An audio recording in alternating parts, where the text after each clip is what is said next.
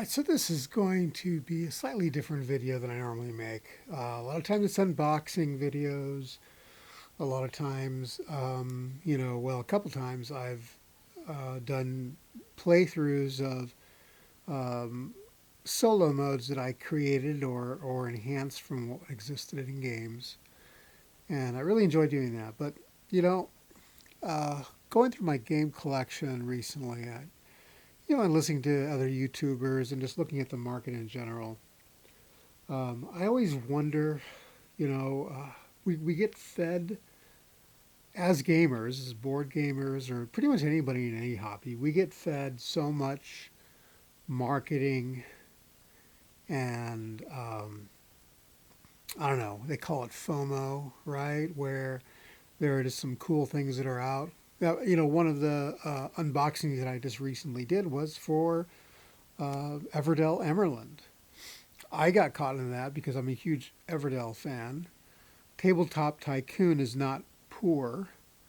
They definitely make enough money, and Everdell is definitely an IP that also makes a lot of money. So go figure why they were actually wanted to do a Kickstarter other than making a lot of money. So, but they got it. So I don't blame them, right? I mean, if I could start a Kickstarter and get guaranteed money and produce something that I could have probably produced without the Kickstarter, um, I would do it. It's just the way it works. But okay, so what you're looking at right now is before I can kind of continue down that road that I was just talking about. Before I continue, I wanted to tell you what I'm trying to do. I've been looking at a couple of boxing videos of Ark Nova. You can spend money and buy a custom insert. I think um, I think there's a couple companies that either make foam inserts like this. I'm talking about this is made of um, foam core, foam core generic. It's not foam core, but it's like foam core. So I just finished creating this little box. Uh, Nothing to speak of, but it's interesting is you really have to measure correctly. Otherwise, this won't be. This has to be 90 degrees and it has to meet up with this. I had to cut it myself. I didn't have a pattern. It's fun. It keeps me going. People make it. It's meant to go here, right? One to prevent, and when the box moves to prevent, this happening, and also, of course, storage of things like board game meeples that come with the game. Put that in there. That's what comes with everything right now. There's nothing special other than I added this foam and added this foam core thing. And this foam stuff is, you guys probably encounter it all the time. Like you'll buy some packaging from wherever and you'll pull it out and it has like foam packaging that holds it, like this kind of, it's thick and firm, right? So I have a ton of that stuff from all kinds of packaging that I bought throughout the last several years. And I just keep it. I cut it up, keep it, and I use it for things like this. Here's another piece. Believe it or not, these are pieces that were left over from the packaging that this table came in. So I am definitely living off that. Don't need to buy anything special. I don't always need fancy inserts. I really enjoy uh, building things like this myself. Just, it's good. It's fun. All right, so back to my rant. Wouldn't call it a rant. I would say that it's just an observation, and this could be for any industry. But the board game hobby is um, a great hobby. The problem with it is it has to be fast enough, like to almost to chase whatever. So if I put out a game, let's just say I put out Ark Nova, and I don't even know when this game came out. It was 2023, 2022, 2018. When is it? 2021. Feuerland, Capstone Games. I'm just saying, you can look at it right here. Capstone Games, Feuerland. All right, so 2021. So if I don't do anything to keep this game IP in the public consciousness, it'll come and go. It'll be old fashioned. It's like clothes, right? You buy clothes, you look on the rack and buy, the next season they're all gone and you have to buy new clothes. Always putting out something new. Well, I'm finding that board games are kind of like that too, right? And it's like in anything, it's the way it is. I do. There are some game publishers out there that make games that are, Ark Nova too, right? They make these things so that they are affordable enough for us to buy. Of course, now with tariffs, that's a different story. But prior to tariffs, make it affordable enough for us to buy, and also make the company a decent profit. But if it goes out of the public's mind, because people are talking about something else, something new, something better, what came out. I mean, there was, people always compared Ark Nova and what were some of the other games? I'm trying to think. I know Wingspan was part of that, but, you have so many competing titles. Lost Ruins of Arnak. I love Pirates of Maracaibo. There's another one called Spectacular, which is in the same vein as Ark Nova. And then, of course, you have industry trends, right? So Ark Nova is great, but then industry trends are like, well, I want a smaller game, smaller box game that I can get to the table now, right, fast. Ark Nova is kind of like that. It is, you have these boxes, you can take out the different tiles pretty easily. But people want something that you can get out quickly, easy to teach, and put away. So people started coming out with smaller box games. For a while there, and card games became popular, collectible card games, or basically deck builders, or trick taking games. Lord of the Rings trick taking game. So industry trends come along, and if I don't continue to either push content creators or advertise, people will forget about these things. Okay, yeah, they'll show up in Target and you can see it, but people won't remember it, won't know about it. New people won't be able to come in and discover it as easily. So there's this constant conveyor belt of games that are coming through. And, if you're, I'm a collector, so I love collecting things.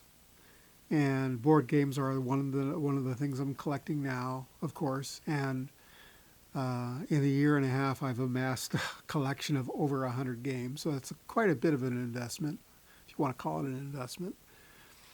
And I really love it. I really love the board game hobby. I love unboxing things. I love playing them. I play 100% solo at this point and love it. But, so in some cases, I like the fact that there's a conveyor belt of new games. But at the same time, here I am looking at Ark Nova, also looking at my collection of games and realizing, like, crap, I spent a lot of money on games. A lot of money on games. A lot of these were new. I think very few games I bought used and or secondhand. Some of them I did, and they were great. One of them, like the Uwe Rosenberg Newsford, I bought secondhand. It's great. Obsessions. I didn't realize that there were multiple editions, and this was first edition. I was wondering why they were selling it so cheap, and it hadn't even been punched. So it's like, what? I'll buy it. Well, it's still a game, and I bought that secondhand, and I'm happy with it.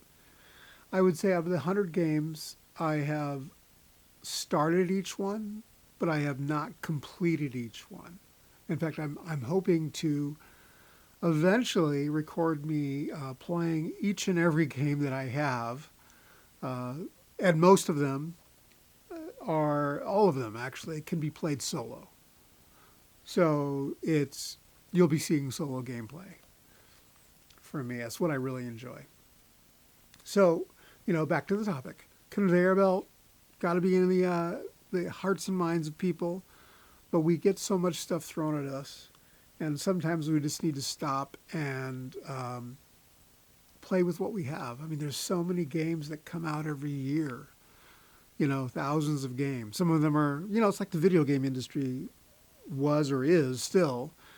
There are hundreds and hundreds of titles that come out, and some of them are really bad. You feel bad. It's like, oh wow, I bought this for $5.99. No wonder it's terrible. And I'm sure board games are like that as well. I have not picked up a bad board game, but at the same time, I've looked at reviews of board games, and before I buy it, and fortunately, I agree with the reviewers, and I really enjoy the game, or I really don't. There are some games that I've played that everybody is like raving about, fantastic, and I have a tough time getting through the game. So part of it is just learning curve, right? I'm having to learn by myself, or watching Rodney's watch it played, or some of the other content creators have how-to plays. But beyond that, I'm sitting there learning myself, just trying to figure it out. So I have all these games. People have all these games. We get sold titles every year, and it keeps the publishers in business, which is good. Um, and but I think we're going too fast in some regard. Um, I'm sure if there are any gaming people watching this, when I'm sure they're not. I don't have very many subscribers, so I don't think anybody will come up and listen and watch this. But yeah, I just we get fed too much stuff all the time, and that's a sales job, right? It's like cars. Every year there's a new car. They want to push new cars, but at the end of the day, people have only so much money. You can't buy every new game that comes out. Uh, we just need to take a look at what's out there. What old games do we have that you can, replay or put on your shelf and don't touch for a year or two, and then get back to it after a while because hopefully you've forgotten it. I have a game like that. It has a lot of replayability, but it is fixed, and that's called Black Sonata. Uh, yeah, there's a lot of replayability. You can, randomize it to a certain extent, but you can randomize the start, I guess you could say, to a certain extent. But the games only have it's like hidden movement and deduction, but the hidden movement you could eventually, if you're smart enough and you pay attention enough, you'll remember what it is. Like, oh yeah, it's this pattern, so I'm going to follow it. And so there's a point where it'll run dry. But if you put it on yourself long enough, you're going to forget, hopefully, and then come back to it and have a memory loss, and so you can enjoy the game a second time. Other games I like, Citizens of the Spark, Spirecrest, Spirecrest. I like Spirecrest. Actually, Spirecrest is the expansion. I keep on, what is it? Silverfrost is Everdell Silverfrost. Spirecrest is the expansion for Everdell. Get them. They're both snowy. Snowcrest, the Kinfire Delve series. I love all those. There are obviously a lot of similarities between the playthroughs, but can be a little randomized enough where things are different. So go back to your old games. Go back and keep them, try them out, or sell them to other people so they can enjoy them. You know, pass it on. Board Game Geek has a nice market. Um, you know, do Facebook, but try to keep old games. You know, keep them alive. There's a lot of work, a lot of blood, sweat, and tears went into creating a game like even Ark Nova. You know, and it's just to recognize it is to keep it alive forever. So what I'm going to do, even though I love buying new games because I think everybody likes to go shopping and get something new, I'm going to avoid that. So for the next, I'm going to say 2 months, 3 months, I'm not going to do any kind of unboxings of new games because I'm not going to get any new games. And what I'm going to do is I'm going to go through my library of games and I'm going to start playing them solo, and I'm going to try to record them here. And you can watch me play. And I suggest you guys do the same thing. If you really enjoy board gaming, obviously it's you know, you got to support your local game store. You got to support publishers or they'll be out of business. But at the same time, don't always go for the new stuff every time. There's a huge amount of things in the back library that's, you know, they're just as good. I appreciate there was a playthrough I saw for FinSpan. Came out recently. I mean, I think it's a little apropos because there's a new title coming out, a new expansion for FinSpan. But I saw a playthrough, and FinSpan came out January 22nd, 2025. So it's in the game industry, it's a fairly old title. It's last year. It's so last year. But content creator, like me, very few subscribers, decided to do it. I love that. I love that. Okay, so this is like a little bit of a insert here because the camera, for some reason, stopped recording. I didn't notice, and I'm just like talking and talking and talking. And so a lot of the video just was gone. So I tried to re-record it. I just got the end. The end is all I'm going to put in. But I know we were talking about the FinSpan, so I decided to put this up as a just kind of a little insert. But now we're going to continue to the end of the video. Thank you for being patient, and I'm sorry about this little insert. Anyways, I'm done ranting. This video's gone on long enough. Look for it. I hope you enjoy it. And I hope you didn't mind this type of content. It's just my own, just my own opinion on things, and I'm going to try to actually play a lot of my titles. Go back, you know, I'm going to, as they say, eat your own dog food. I'm going to go back and try to document and replay a lot of the games that I have right now, 100 plus of them. So look forward to some playthroughs. And I'm probably going to start from the left going to the right. And the first one's going to be Village Green. Really simple. Small game. It takes 15 minutes to play. So look for small playthroughs like that. All right. Thank you all very much for watching. If you've made it this far, like and subscribe. Tell your friends about me, and, you know, we can enjoy the hobby together. All right. Take care, everybody. Bye-bye.